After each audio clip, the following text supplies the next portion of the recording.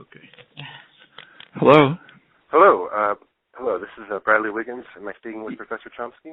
Hi, speaking. Hi. Thank you for your time. I just want to give you a little bit of introduction to myself, and then I want to get to my first question, if that's okay with you. Sure. Okay. My PhD is in communications media. I'm an assistant professor of media communication, and this is how I started as the chair of the Department of Communication at the University of Arkansas Fort Smith. Yeah. I have published on language and learning, game simulations, and most recently on internet memes as artifacts of digital culture. Let me just say how honored I am to have the time to speak with you. So I'm going to get right to the point. The first question pertains to your recent article from May 2nd, 2014 in truthout.org, which explains the U.S. position on Russia's annexation of Crimea and ostensible future plans for the expansion of its territory crossing a red line established or at least understood by the U.S. hegemony. You also assert that far greater crime was the U.S.-led invasion of Iraq in 2003 under false pretenses, to put it mildly. My question is, do you think it is possible that the U.S. will either openly support or covertly acquiesce to the burgeoning fascist or far-right parties in the European countries to satisfy American interests in restricting Russia? Well, the U.S. doesn't actually. There is a rise of neo-fascist parties throughout Europe, highly nationalist, chauvinist, rather populist. So they do appeal to real concerns of the population that are being harmed significantly by the neoliberal policies, the austerity policies that the U.S. in fact supports. Now, the U.S. does not support those neo-Nazi parties. It, in fact, probably doesn't like them.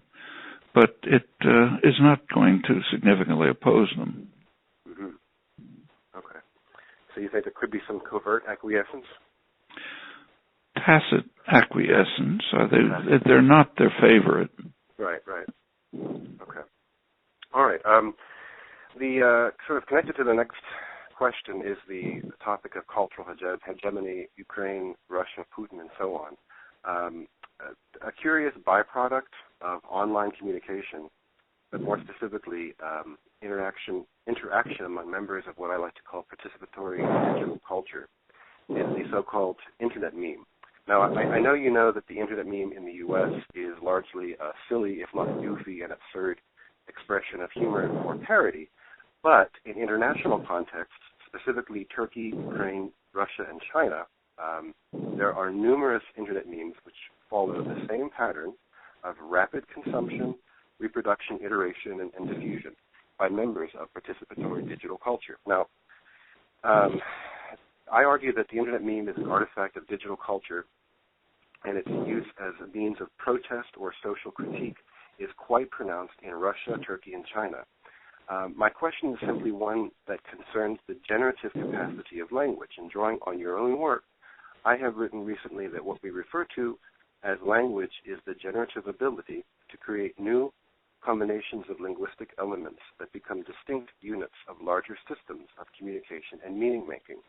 So, my question is, do you believe it is possible for the generative capacity of language to be used as a tenable way also to explain online communication practices such as the internet meme? Well, I think you're quite right about the generative capacity of language and its fundamental role in our existence, in fact, and in the basic human sensibility, as we might call it. But the language itself is a neutral instrument.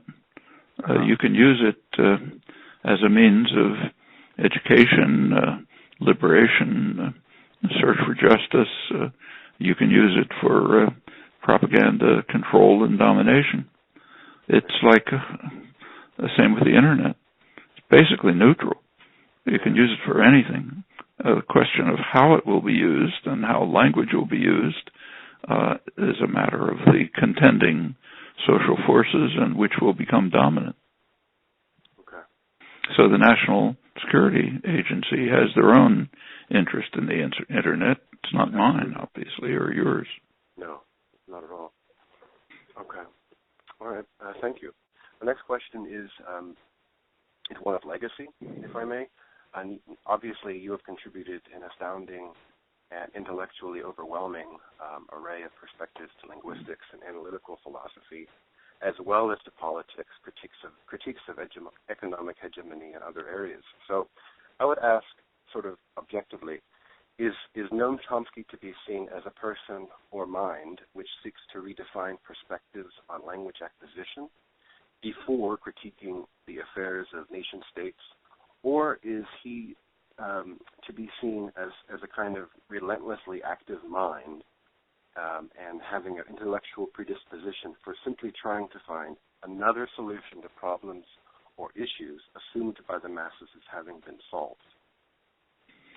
Well, it's kind of a weird question. How about all of the above, if it's my preference? All of the above. If it's my preference, yeah. Of course, I'm sorry. I didn't mean to cut you off. The actual legacy is really, that's for other people and for history to determine, not me. I know what I would like it to be, but... what do you think you would like it to be? Well, I mean, the interests that I find consuming and overwhelming and the directions that appear to me to be the right ways to pursue them, which I've outlined in many places, I would hope that those are the directions in which inquiry and action will persist. Do I expect it? Not particularly, but actually I just was reading a book a couple hours ago by an interesting historian of science who's arguing that Aristotle's primary contributions have still not been understood. My goodness. And he makes a case. And that's, after all, 2,500 years. So. Right. Okay. And you've indulged me thus far, and I appreciate it greatly. I would just ask now, what are your current projects? Are you currently writing a book? What are you doing currently?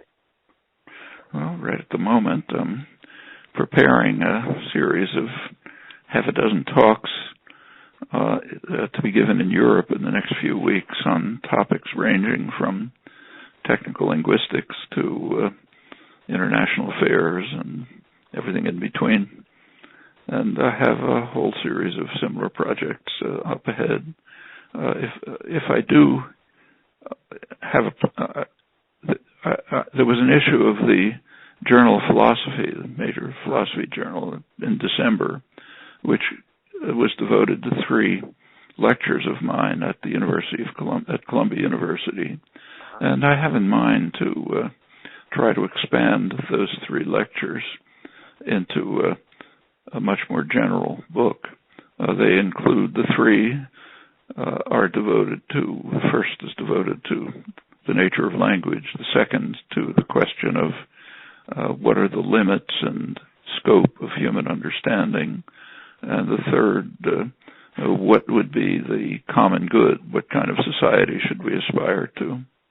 So it covers a range of topics that have always interested me, and I'd like to try to draw them together into a much more general book if I can. That last point, does that have anything connected to your work on species survival, sort of getting people aware that the human species may in fact be terribly doomed?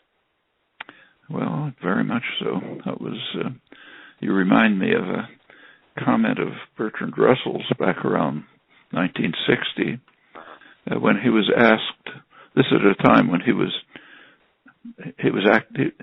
actively engaged in civil disobedience in the anti-nuclear movement, and he was asked, does he really think it's right for him to divert his attention and energy from his serious and probably lasting philosophical work to marching in the streets? Right. And what he said was, philosophical, scientific work is much more important, but unless we march in the streets, there isn't going to be anybody around to appreciate and develop it. I see. That underlies the note of activism. Yeah. Okay. I'm afraid I have another interview coming along. Of course. Yeah. Thank you so so much. Thank you very much. Good luck to you. Yep. Good to talk to you. Thanks. All right. Bye-bye.